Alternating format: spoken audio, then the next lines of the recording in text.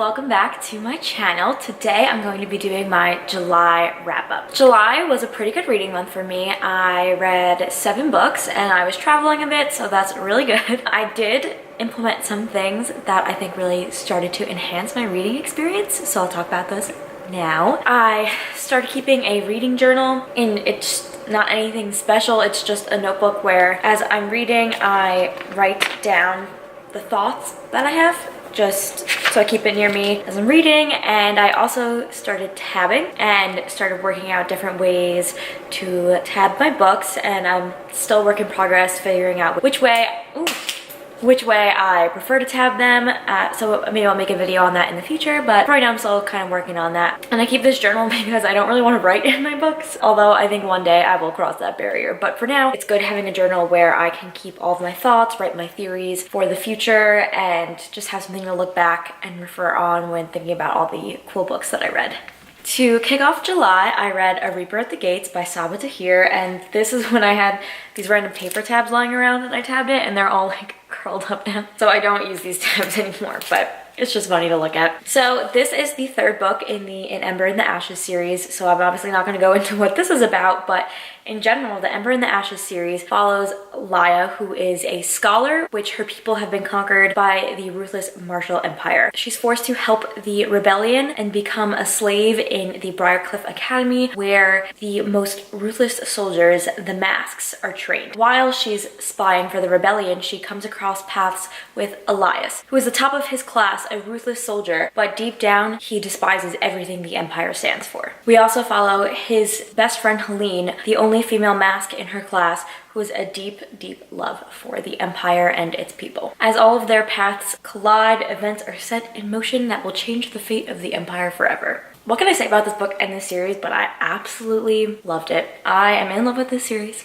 5 out of 5 stars. Saba Tahir is amazing. Her writing is absolutely stunning. There are so many tabs in here that are just on beautiful lines of prose, because there are just some lines that took my breath away. I have to say, out of all 3 novels that are out so far, this is going to be a quartet, I believe. This one is my favorite. It just keeps building and building and getting better and better. The character arcs that occurred in this novel just took my breath away, went in completely different directions than I was expecting it to go, because I had no idea what to expect going into this book, and I was just blown out of the water. I was like, what is happening? So like the whole time I couldn't put it down because I didn't know what was gonna happen, and I wanted all of my characters and, you know, all of these people that I am attached to be okay, and I just had to keep reading because I was like, what is going on? And I think that we're just kind of like hurtling towards the last book at this point, and I actually have no idea how this is gonna end. I've kept on my toes the entire time that I'm reading this series. This was definitely a novel that I could not put down. I loved it so much. I love all these characters. This series is awesome. Also, I randomly won a contest at BookCon to take a picture with Saba Tahir, so I gotta take a picture with her and I will insert it here. And there was a guy dressed, because it was Reaper at the Gates, dressed as a Grim Reaper, going around like handing out stuff, like promo materials for Reaper at the Gates, and he was like, if you take a selfie with me and post it on the internet, you can get this pin. So I'll put that selfie here because it's just like me and this Grim Reaper dude. It's pretty funny.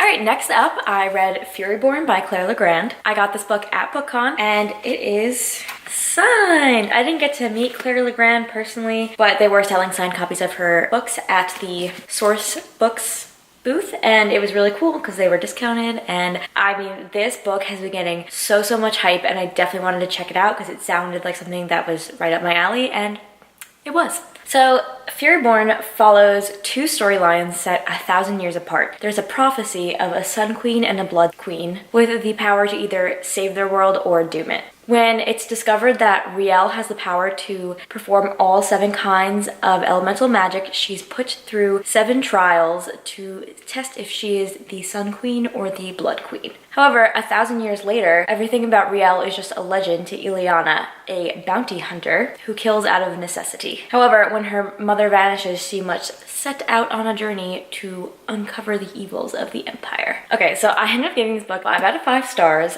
I really loved it. I think it was so unique and interesting. There were a lot of aspects that I haven't seen in other YA fantasy books. For example, the fact that the 2 storylines take place 1,000 years apart is not something that I've ever seen done before, and it was really well done because I think if you have two different perspectives but following two different storylines, so say for example in An Ember in the Ashes you have 2 or 3 different point of views, but each chapter with each of their point of views is propelling the story forward as a whole, whereas in this book it's almost like 2 different stories completely, and there's a lot of flipping back and forth between the chapters. And I find sometimes when that happens, I'm drawn to one storyline tends to be better than the others. But with this one, I was equally enticed by both of these storylines, and I wanted to know what happened in both of these stories. So this switching back and forth actually, I think, going at a really good pace for me because I just wanted to know what was happening to both of these women. Both of the female leads are strong, but they're not strong in a way that that's all that they are. They're really difficult women, and sometimes you are reading about what they're doing and you're like, what is going on? But I think that they have really well fleshed out personalities with realistic flaws and definitely very morally gray. And so I was just so intrigued by both of these women. They almost had anti-parallel character arcs where, I don't want to give anything away, but it just seems like their character arcs were going in different directions. And I thought that, especially with the books going back and forth between the two, I thought that that was a really interesting direction to take the story. I also liked, because they were 1,000 years apart in Riel's time, magic is alive and well, and we have a really well-defined magic system with like temples and stuff like that, but then you can see 1,000 years later how that all became myth in Eliana's time,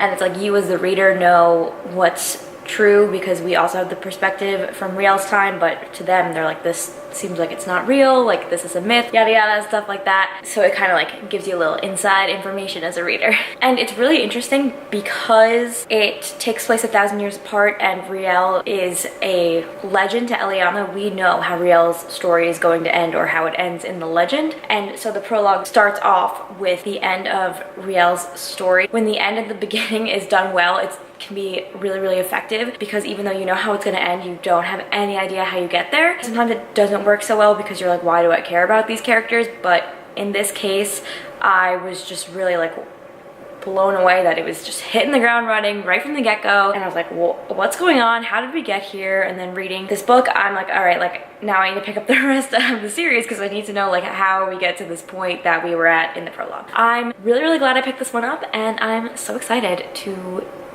read the rest of them when they eventually come out. The next book that I picked up is actually a graphic novel, and it's The Prince and the Dressmaker by Jen Wang. This story follows Prince Sebastian, who is actually at night Lady Crystalia, one of Paris's most famous fashion icons, and his secret weapon, his dressmaker Francis. I loved this. It was my first ever graphic novel that I've read in my life. I gave it 5 out of 5 stars. The art style is just beautiful, and let me find a good page. Just all the dresses and all the colors, like everything about it was just so fun. The storyline was adorable, but also explored really important themes of gender identity, and especially back at the dawn of the modern age in Paris. So gender identity, but in a historical setting, and I just thought it was so interesting, so well done, and just really heartwarming and cute. So I really, really love this one. Next up, we have The Gentleman's Guide to Vice and Virtue by Mackenzie Lee. Monty is a playboy who embarks on his grand tour of Europe with his sister Felicity and his best friend Percy. However, he's hiding a giant secret. He has a crush on his best friend. However, Monty's recklessness turns this gallivanting across Europe into a manhunt and calls everything into question. Okay, I gave this book 4.5 out of 5 stars. I thought it was so fun, and I don't see a lot of YA historical fiction, so I liked that it was YA historical fiction. It focused on a bisexual main character, and it was just really fun and cute. I just found this story to be so adorable. Like, I love the relationship between Monty and Percy. I just thought they were so cute, and I also love the dialogue and the banter between the different characters. Like, they are all like sassy, and I know Felicity wants to be a doctor even though she's only a woman back in the time period where women couldn't be doctors, and she's so badass. And I'm very much looking forward to The Lady's Guide to Petticoats and Piracy, which is apparently about a science pirate girl gang, and that sounds like something that I need to read, so sign me up. But yeah, overall, really had a lot of fun with this one. I was laughing and just like smiling when I was reading this because it was just so adorable. Okay, next I read City of Ashes by Cassandra Clare. This is part of an ongoing buddy read I have with my best friend Melissa. We read these books in high school, so she would always read the book and then I would borrow her copy. And now as adults, we're rereading them again. It's very interesting that we have like the perspective of having read it when we were teenagers, but now again reading it as adults. So that's been really fun. I'm sure mostly everyone knows what The Mortal Instruments is about, but in case you don't know, Clary Frey gets wrapped up in the world of shadow hunters, aka demon hunters, and when her mother goes missing, she must team up with them to find her mother and rescue her from the evil Valentine. In this book, the fight against Valentine continues as another mortal instrument is stolen, and Valentine gathers more and more power. So I ended up giving this one 4 out of 5 stars. Originally, I was thinking a 4.5 out of 5 star rating, but after mulling it over for a little bit, I think it's really more of a solid 4-star read. I mean, I still really enjoyed it, but I don't think it got to that 4.5 star level for me. One of the reasons that it didn't get to that level for me is just there were some like things that really made me cringe in here, and that's the relationship between Clary and Jace. And without giving any spoilers away, even though I know how things end up in the end, there were still some moments where I was like, this is making me uncomfortable. But you know, there's still a really big nostalgia factor with this book, and I think just the world is so expansive. And I mean, there's like, I think there's gonna be like 4 or 5 different series that take place in the Shadowhunters world by the time Cassandra Clare is done, that it's just so much fun to read these and learn about this world that she's created. There's so many different demon creatures and so many different things to learn about how the Shadowhunters operate, and I think it just makes this a really fun read, and it is so much angst. Like, if you want a book with a lot of angst, look no further than these novels, my friends, because angst for days. And the last 2 books I read this month are part of our duology, which is probably one of my new favorite duology series books. I just love them so much. And that is The Savage Song by Victoria Schwab and the sequel Our Dark Duet by Victoria Schwab. These books, oh my god, I love them a lot. I always say Victoria Schwab is my queen, and that's because anything I read by her is literally amazing. I don't even know how she does it. Like, how do these things come out of her head? She's so talented. Kate Harker and August Flynn live in a city that is divided, where sins manifest into monsters. In North City, Kate Harker's father rules, as he is ruthless and bloodthirsty, and Kate just wants to prove she can be as bloodthirsty as her father. August Flynn lives in South City, where soldiers fight against the darkness. However, August isn't human as much as he wants to be. He's a monster that can steal souls. I honestly think the synopsis of this book says it best, but how do you decide to be a hero or a villain when it's hard to tell which is which? Whew. Also, a really interesting fact is this book was actually inspired by a quote from her other book, Vicious, and it has a quote from one of the characters in the beginning, which says, "Plenty of humans are monstrous, and plenty of monsters know how to play at being human. V.A. Vale." Ooh. Based on that, she created this whole world, and wow, this book, if I could give it 5 million stars out of 5 million stars, I would. Same to Our Dark Duet. Both of these books were just amazing. I am emotional thinking about it. Like, I love them so much. Our Dark Duet takes place 6 months after the event of this Savage Song, and again, I think the synopsis end line really sums it up. Which will be harder to conquer, the monsters they face or the monsters within?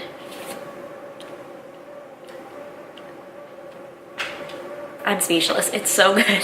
So instead of me just, you know, going on blabbling, wow, I love these books so much, maybe I should give you some reasons as to why I love them as much as I do. So as you can see, they both have violins on the cover, so there's a lot of music involved in the storyline, and I think that the music metaphors leads to some really beautiful quotes and really lyrical, beautiful lines, and just the writing is like music itself. Reading these is like listening to a symphony of words. It's the only way to describe it. Like, some of the things I was just reading and I was like, wow, I cannot put words together in that order to make things that are that beautiful, but Victoria Schwab has that power.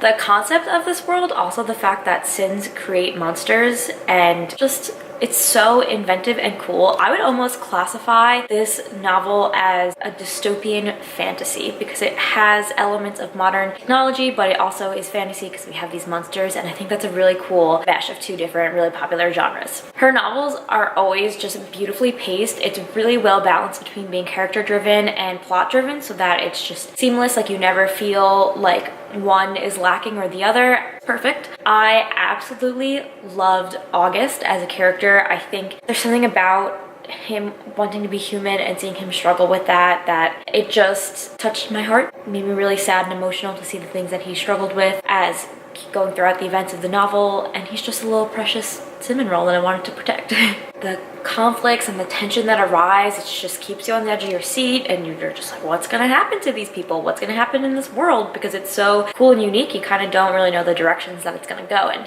One of the reasons that V.E. Schwab is my favorite author is her novels always explore really interesting themes. In this duology, she explores what does it really mean to be a monster, and it was just so captivating and interesting because she weaves these themes into the things that happen, and you find yourself thinking about them without thinking of like, oh, like this is the theme of the novel, like you're in an English class, but you were just thinking about these concepts and the things that happen, and you're like, wow, like that's some powerful stuff. So her writing really just speaks to me. I love these books forever. Definitely one of my new favorite series. Just wow, amazing.